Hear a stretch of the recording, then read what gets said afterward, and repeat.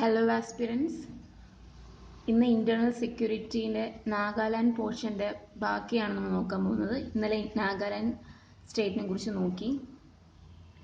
State അവന് മുന്നേ അവിടെ എന്തൊക്കെയായിരുന്നു, നാഗാ ക്ലബിനെ കുറിച്ച് നോക്കി, എസി ഫിസോ അദ്ദേഹത്തെക്കുറിച്ച് നോക്കി. അങ്ങനെ കുറച്ച് പോർഷൻസ് ഇനി കുറച്ചും കൂടെ ബാക്കിയുണ്ട്. ആൻഡ് ഫിസോ അവർക്ക് ശേഷം നാഗാലാൻഡ് സ്റ്റേറ്റിൻ്റെ ബർത്ത് എങ്ങനെയാണെന്ന് നോക്കാം. Birth of Nagaland state. ഞാൻ ലാസ്റ്റ് നാഗാലാൻഡ് ഫസ്റ്റ് ഇതിന് മുന്നെടുത്ത പോർഷൻ ഞാൻ ഡിസ്ക്രിപ്ഷനിൽ പേസ്റ്റ് ചെയ്യാം. അതും നോക്കിക്കഴിഞ്ഞാൽ ഞങ്ങൾക്ക് ഒരു കണ്ടിന്യൂഷൻ കിട്ടും. Okay. Birth of Nagaland state. Amidst the violence by NNC cadres, then President Radhakrishnan inaugurated the state of Nagaland at grand function at Kohima on December 1st, 1963. ഇത്രയും കോൺഫ്ലിക്ട്സ് നടക്കുന്നതിൻ്റെ നടുവിലും ദെൻ പ്രസിഡന്റ് രാധാകൃഷ്ണൻ അദ്ദേഹം state of Nagaland ഒരു grand function ആയിട്ട് inaugurate ചെയ്തു. എവിടെ വെച്ചായിരുന്നു? കൊഹിമയിലാണ്, on December 1st, 1963. In 1972, Indian government banned the NNC, the federal government of Nagaland, and its army unlawful association, signaling the start of military intervention in the state. അപ്പോൾ അതിന് തുടർന്ന് 1972 Indian government NNC ban ചെയ്തു, നിർത്തലാക്കി. ഈ NNC പറയുന്നത് federal government of Nagaland ആണ്. NNC മാത്രമല്ല, അവരുടെ ആർമി അൺലോഫുൾ അസോസിയേഷനും ബാൻ ചെയ്തു. ഇത് സ്റ്റാർട്ട് ഓഫ് മിലിറ്ററി, ആ സ്റ്റേറ്റിൽ മിലിറ്ററി ഇന്റർവെൻഷൻ സ്റ്റാർട്ട് ചെയ്യുന്നതിന് ഒരു സിഗ്നൽ ആയിരുന്നു. As the government mounted pressure on Naga leaders to abjure violence, a section of the NNC leadership signed what is known as the Shillong accord on November 11, 1975. November 11, 1975 Shillong accord, Shillong ഉടമ്പടി എന്നാണ് അതിനറിയപ്പെടുന്നത്. നമ്മുടെ government Naga ലീഡേഴ്സിനെ pressure ചെയ്യാൻ തുടങ്ങി, ഈ violence ഒക്കെ ഒഴിവാക്കണം. എന്നിട്ട് A section of NNC leadership, section of people ഇത് സൈൻ ചെയ്യണം. ഷില്ലോങ് അക്കോർഡ് അല്ലെങ്കിൽ ഷില്ലോങ് ഉടമ്പടി സൈൻ ചെയ്യണമെന്ന് ആവശ്യപ്പെട്ടിരുന്നു. ഗവൺമെന്റ് പ്രഷർ ചെയ്തിട്ടുണ്ടായിരുന്നു. However, the signatories did not consult Fiso and other senior leaders like Isaac Chishiswu and then General Secretary Tuikalang Muiwa, two men who would soon change the course of Naga history. ഈ നാഗ ഹിസ്റ്ററിനെ തന്നെ totally change ചെയ്യുന്ന രണ്ട് വ്യക്തികളായിരുന്നു അസാക് ചിഷിസ്വു, അദ്ദേഹം ഒരു senior ലീഡറാണ്, and also general secretary ആയ തുയിങ്ലാങ് മുയിവ. ഇവർ രണ്ടുപേരും കൂടെ ഈ നാഗ ഹിസ്റ്ററിനെ രണ്ടാളും ചേഞ്ച് ചെയ്തു എന്നാണ് പറയപ്പെടുന്നത്. ഇവർ രണ്ടുപേരുടെയും സിഗ്നേറ്ററീസ് കൺസൾട്ട് ചെയ്തിട്ടുണ്ടായിരുന്നില്ല. ഇവർ രണ്ടുപേരും മാത്രമല്ല, ഫിസോയുടെയും അദ്ദേഹത്തിൻ്റെയും ഈ രണ്ട് സീനിയർ ലീഡേഴ്സിൻ്റെയും കൺസൾട്ട് ചെയ്തിട്ടുണ്ടായിരുന്നില്ല എന്നാണ് പറയുന്നത്. Mother of all insurgency. ഈ നാഗാലാൻഡ് ഇൻസർജൻസി എന്ന് പറയുന്നത് മദർ ഓഫ് ഓൾ ഇൻസർജൻസി എന്നാണ് അറിയപ്പെടുന്നത്. On January 31, 1980, the National Socialist Council of Nagaland, which is NSCN, was formed in the jungle of Myanmar. മ്യാൻമാറിൽ ഒരു കാട്ടിലായിരുന്നു 1980 January 31 NSCN ഫോം ചെയ്തത്. സ്വു അദ്ദേഹമായിരുന്നു, അതായത് ഐസക് ചിഷിസ്വു അവരായിരുന്നു ചെയർമാൻ. SS കപ്ലാൻ അദ്ദേഹം ഒരു ഹെമി നാഗയാണ്, മ്യാൻമാറിൽ നിന്നുള്ള ഒരു ഹെമി നാഗയാണ്, അവരായിരുന്നു vice president. And Thuingaleng Muivah, a Tangkhul Naga from മണിപ്പൂരിലുള്ള ഉക്രൂത്ത് ഡിസ്ട്രിക്റ്റിലാണ് ഈ താങ്കുൽ നാഗ എന്ന വിഭാഗം അറിയപ്പെടുന്നത്. ഈ താങ്കുൽ നാഗയാണ് തുയിങ്ലാങ് മുയിവ എന്ന് പറയുന്ന വ്യക്തി. അവരായിരുന്നു ജനറൽ സെക്രട്ടറി. ഇനി താങ്കുൽ നാഗ എന്നുള്ളത് ഞാൻ എന്താ പറയാം, ഈ ഇൻഡോ ബർമയിൽ ജീവിക്കുന്ന ഒരു മേജർ എത്നിക് ഗ്രൂപ്പ്, ഒരു വിഭാഗമാണ് ഈ താങ്കുൽ എന്ന് പറയുന്നത്, അല്ലെങ്കിൽ താങ്കുൽ നാഗ എന്ന് പറയുന്നത്. അവർ മോസ്റ്റ്ലി കാണപ്പെടുന്നത് ഈ ഇൻഡോ ബർമ ബോർഡർ ഏരിയ. അത് ഏതൊക്കെ സ്ഥലങ്ങളാണ് ഇൻക്ലൂഡ് ചെയ്യുന്നത്? ഉക്രൂൽ ഡിസ്ട്രിക്ട്, ഞാൻ നേരത്തെ പറഞ്ഞ Ukhrul district and Kamjong district in Manipur. ഇത് രണ്ടുമാണ് അതിൽ majorly including. Based on Mao Tse Tung ideology, Mao Tse Tung എന്ന് അദ്ദേഹം former chairman of people's republic of ചൈനയാണ്. അവരുടെ ഐഡിയോളജി പ്രകാരം and with avowed goal of Nagaland for Christ, the NSCN launched one of the most violent phases of Naga insurgency, targeting Indian troops, Naga political leaders aligned to any Indian political party and even civilians who opposed it. അപ്പോൾ Mao Zeng തുങ്സ് അവരുടെ ideology പ്രകാരം, അതുപോലെ തന്നെ അവോവ്ഡ് goal എന്ന് വെച്ച് കഴിഞ്ഞാൽ നേടിയ ലക്ഷ്യം എന്നാണ് പറയപ്പെടുന്നത്. ഈ നാഗാലാൻഡ് ഫോർ ക്രൈസ്റ്റ് അവരുടെ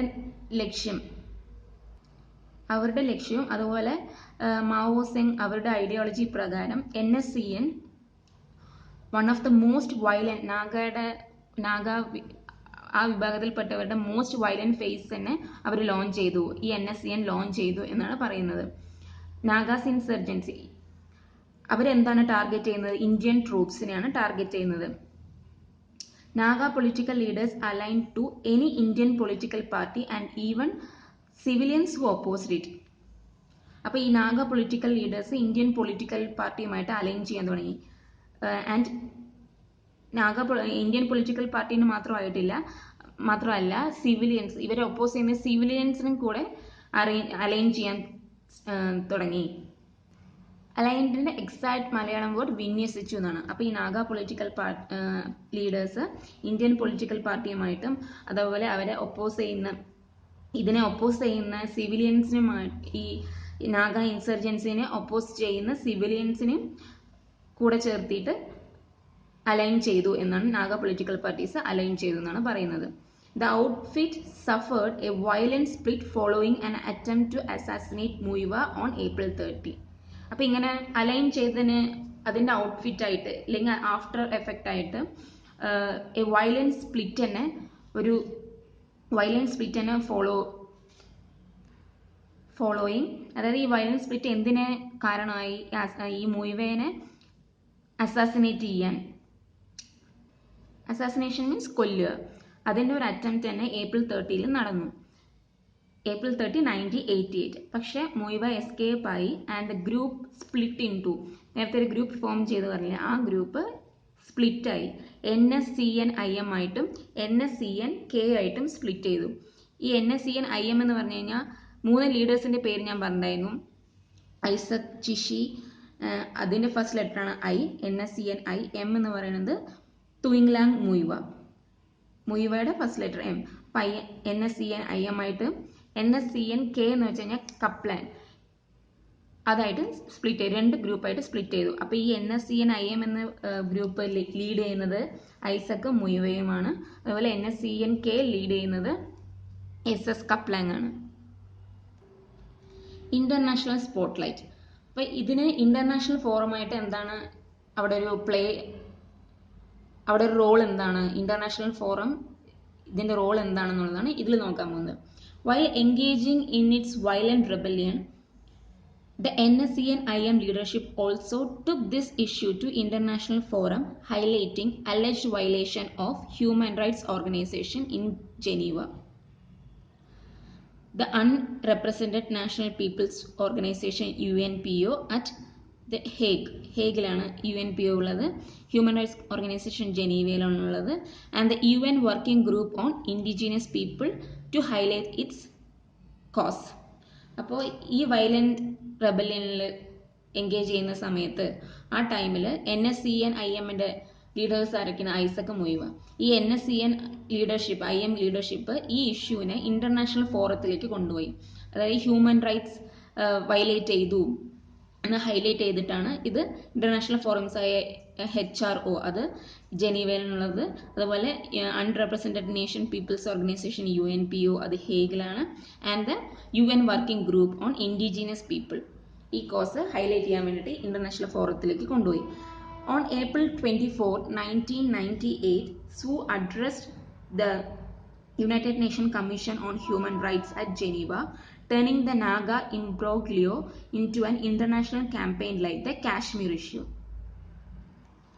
അപ്പോൾ 1998 ഏപ്രിൽ 24 യുണൈറ്റഡ് നേഷൻസ് അഡ്രസ്സ് ചെയ്തു ഏതാണ് ജനീവയിൽ.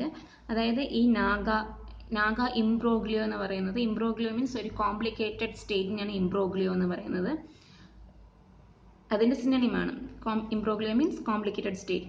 അതായത് കാശ്മീർ ഇഷ്യൂ പോലുള്ള ഇന്റർനാഷണൽ, അതായത് കാശ്മീർ ഇഷ്യൂ എന്ന് പറയുന്നത് ഇന്റർനാഷണൽ ക്യാമ്പയിൻ ആണ്. അതുപോലെ ഈ നാഗ ഇംബ്രോഗ്ലിയോ മാറിക്കൊണ്ടിരിക്കുകയാണ്, ഒരു കോംപ്ലിക്കേറ്റഡ് സ്റ്റേറ്റ് ആയിട്ട് മാറിക്കൊണ്ടിരിക്കുകയാണെന്ന് അഡ്രസ്സ് ചെയ്തു. Long march to peace. The first serious attempts at finding a solution to the issue was made by the then Prime Minister P.V. Narasimha Rao, who met Swu and Muiva in Paris on June 15, 1995. ഒരു solution കണ്ടുപിടിക്കാൻ വേണ്ടിയിട്ട് first attempt made ചെയ്തത് the then prime മിനിസ്റ്ററായ P V Narasimha Rao അദ്ദേഹമാണ്. അവർ സ്വുവിനെയും മുയിവേനെയും പാരീസിൽ June 15, 1995 പാരീസിൽ meet ചെയ്തിട്ടുണ്ടായിരുന്നു. അതിനുശേഷം 1996 former union minister of state, ആ സ്റ്റേറ്റിലെ ഫോർമർ യൂണിയൻ മിനിസ്റ്ററായ രാജേഷ് പൈലറ്റും ബാങ്ടോക്കിലേക്ക് പോയിട്ട് ഈ നാഗ ലീഡേഴ്സിനെ കൺവിൻസ് ചെയ്യാൻ തുടങ്ങി.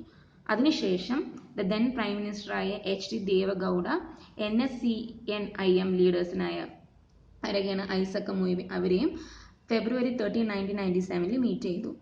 അതെവിടെ വെച്ചിട്ടായിരുന്നു? സൂറിച്ച്, സ്വിറ്റ്സർലാൻഡിൽ വെച്ചിട്ടായിരുന്നു. അതിനുശേഷം August 1997 the NSCN-IM entered into a ceasefire agreement with the center. സെൻറ്ററുമായിട്ട് ഒരു സീസ് ഫയർ അഗ്രിമെന്റ് മീൻസ് ഇപ്പോൾ ഒരു ഫൈറ്റ് നടന്നുകൊണ്ടിരിക്കുകയാണെങ്കിൽ അത് നിർത്താൻ വേണ്ടിയിട്ട് നമ്മളൊരു അഗ്രിമെന്റ് സൈൻ ചെയ്യാണ് സീസ് ഫയർ, അല്ലെങ്കിൽ വെടിനിർത്തൽ അഗ്രിമെന്റ് എന്ന് പറയും, സീസ് ഫയർ അഗ്രിമെന്റ്. അപ്പോൾ 1997 ഓഗസ്റ്റിൽ NSCN-IM ഒരു സീസ് ഫയർ അഗ്രിമെന്റിൽ എൻ്റർ ആയി വിത്ത് സെൻറ്ററുമായിട്ട്, starting what became one of the longest running peace talks in India. ഇതാണ് ഇന്ത്യയിൽ തന്നെ ലോങ്ങസ്റ്റ് റണ്ണിംഗ് പീസ് ടോക്സ് എന്ന് പറയപ്പെടുന്നത്. 2000 NSCN-K അതിൻ്റെ ലീഡറായ Khaplang, which was feeling left out, also announced a unilateral ceasefire in 2000. അപ്പോൾ ഇതിൻ്റെ ഭാഗമായിട്ട് 2000 NSCN-K ആ വിഭാഗം ലെഫ്റ്റ് ഔട്ട് ആയ പോലെ തോന്നി. അതുപോലെ അവർ ഒരു ഏകപക്ഷീയമായ ഒരു സീസ് ഫയർ അവർ അനൗൺസ് ചെയ്തു. ഈ സീസ് fire survive till the NSCN-K ambushed and killed 18 Indian soldiers in Manipur in June this year. That means June 2017. 2017 വരെ ഈ സീസ് ഫയർ അവർ പാലിച്ചുകൊണ്ട് വന്നിട്ടുണ്ടായിരുന്നു. പക്ഷേ NSCN ambushed means waiting to attack. അവർ അറ്റാക്ക് ചെയ്തു and killed 18 Indian soldiers in Manipur. 2017 ജൂണിൽ മണിപ്പൂരിൽ വെച്ചിട്ട് 18 ഇന്ത്യൻ സോൾജേഴ്സിനെ അവർ അറ്റാക്ക്ഡ് ആൻഡ് കിൽഡ്. അതുവരയ്ക്കും അവർ ആ സീസ് ഫയർ സർവൈവ് ചെയ്ത് കൊണ്ടുവന്നിട്ടുണ്ടായിരുന്നു. The peace talks got a fill-up after the Narendra Modi government assumed power in 2014 and appointed R.N. Ravi as the inter-tutor of the peace talks. അപ്പോൾ ഈ piece ടോക്സിന് വേണ്ടിയിട്ട് നരേന്ദ്രമോദി ഗവൺമെൻറ്റിൽ വന്ന time, Modiji ഗവൺമെൻറ്റിൽ 2014 വന്ന ടൈമിലാണ് ഈ പീസ് ടോക്സ് ഒരു ഫില്ലപ്പ് ആയതും ആ ഇൻ്റർ ട്യൂട്ടറിനായിട്ട് R.N. രവി അവർകളെ അപ്പോയിൻ്റ് ചെയ്തു. The talks were to bear fruit on August 3 with the signing of the Naga Peace Accord. അപ്പോൾ അതിന് ഭാഗമായിട്ട് നാഗ പീസ് അക്കോർഡ് ഓഗസ്റ്റ് 13 സൈൻ ചെയ്തു. ഇനി ടൈം ലൈൻ നോക്കാം. ഫസ്റ്റ് തൊട്ട്, അതായത് ഈ Nagaland insurgency and formation of state till now, അതുവരെ ഉള്ള ടൈം ലൈനാണ് നോക്കാൻ പോകുന്നത്. First April 1937 Naga are kept out of purview of government of India act and brought directly under British crown. Naga അവർ ഒരു ഇന്ത്യൻ ആക്ടിൽ 1935 നിന്നും ആ പരിധിയിൽ നിന്നും പുറത്തോട്ട് വന്നു ആൻഡ് ബ്രിട്ടീഷ് ക്രൗണിൻ്റെ താഴെയായിരുന്നു, brought directly under British crown.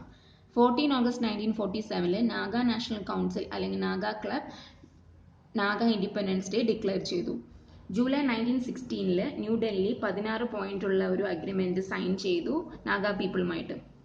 നാഗ peoples convention means assembly. 1 December 1963 Nagaland formally ഒരു സ്റ്റേറ്റ് ആയിട്ട് മാറി with special constitutional rights. 11 November 1975 Shillong accord sign ചെയ്തു between New Delhi and the Naga groups.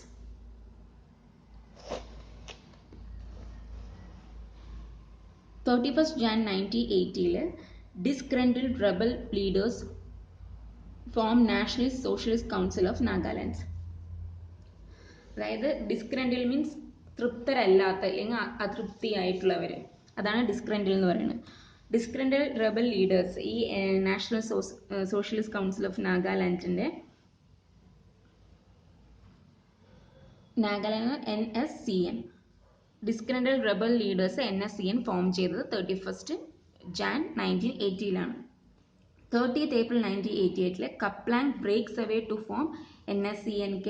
The other group is called NSCN-IM. അത് നേരത്തെ ഞാൻ mention ചെയ്തതാണ്. 25th July 1997, അതായത് പറഞ്ഞ പോയിന്റ്സ് തന്നെയാണ് റിപ്പീറ്റ് ചെയ്തത്. ഒരു ടൈം ലൈൻ ആയിട്ട് ഒരു ഷോർട്ടാക്കി പെട്ടെന്ന് നോക്കാൻ വേണ്ടിയിട്ടായിരുന്നു ഈ ടൈം ലൈൻ എഴുതിയിട്ടുള്ളത്. ഇത് സെയിം പോയിന്റ്സ് റിപ്പീറ്റ് ചെയ്യുന്നതാണ്. 25th July 1997 India announces 3 months സീസ് ഫയർ. ഇപ്പോൾ 3 മാസത്തെ സീസ് ഫയർ ഇന്ത്യ അനൗൺസ് ചെയ്തു on 25th July 1997. 1st August 1997 സീസ് fire with NSCN-IM takes effect in Nagaland. Bid to extend it to rest of the northeastern leads to violence. അപ്പോൾ 1st August 1997 സീസ് fire NSCN-IM ആയിട്ട് സീസ് fire നാഗാലാൻഡിൽ കൊണ്ടുവന്നു. ഇത് north eastern പോർഷനിലുള്ള ആൾക്കാർക്ക് ഒരു വയലൻസിനെ അത് വകവെച്ചു. 10th April 27, 2001 NSCN-K വാർ സസ്പെൻഡ് ചെയ്തു, എന്നിട്ട് സീസ് ഫയർ കൊണ്ടുവന്നു. came to effect. 27 March 2015 NSCN-K ഈ സീസ് ഫയർ ജങ്ക് ചെയ്തിട്ട് സംഘർഷം വീണ്ടും കൊണ്ടുവന്നു എന്നാണ് പറയുന്നത്. റെന്യൂസ് കോൺഫ്ലിക്ട്സ് മീൻസ് സംഘർഷം. 3rd August 2015 PM Narendra Modi announces signing off Naga peace Accord. And also ഒരു ചെറിയ കറക്ഷൻ ഉണ്ട്. I am extremely sorry for that. നേരത്തെ സീസ് fire survive till the NSCN-K ambushed and killed 18 Indian soldiers in Manipur in June this year എന്ന് പറയുന്നത് 2000-ലാണ്. കാരണം നമ്മൾ 2000-നെ കുറിച്ചാണ് പറഞ്ഞുകൊണ്ട് വന്നത്. ഒരു കൂടെ ഞാൻ വായിക്കാം. In 2000 the NSCN-K which was feeling left out also announced a unilateral ceasefire in 2000. അപ്പോൾ ഒരു യൂണിലാറ്ററൽ സീസ് ഫയർ 2000 അവർ അനൗൺസ് ചെയ്തു. And the ceasefire survived till the NSCN-K ambushed and killed Indian soldiers in Manipur in June this year. Okay, 2017 അല്ലാതെ. അപ്പോൾ the mother of all ഇൻസർജൻസീസ് എന്നറിയപ്പെടുന്ന Nagaland insurgency കഴിഞ്ഞു. Next നാഗാലാൻഡിൻ്റെ portion കഴിഞ്ഞു. Next ആസാമാണ് നമ്മൾ നോക്കേണ്ടത്. അത് നെക്സ്റ്റ് ക്ലാസ്സിൽ നമ്മൾ ആസാം ഫ്രഷ് ആയിട്ട് സ്റ്റാർട്ട് ചെയ്യാം. Thank you for your patience and all the best. Keep trying.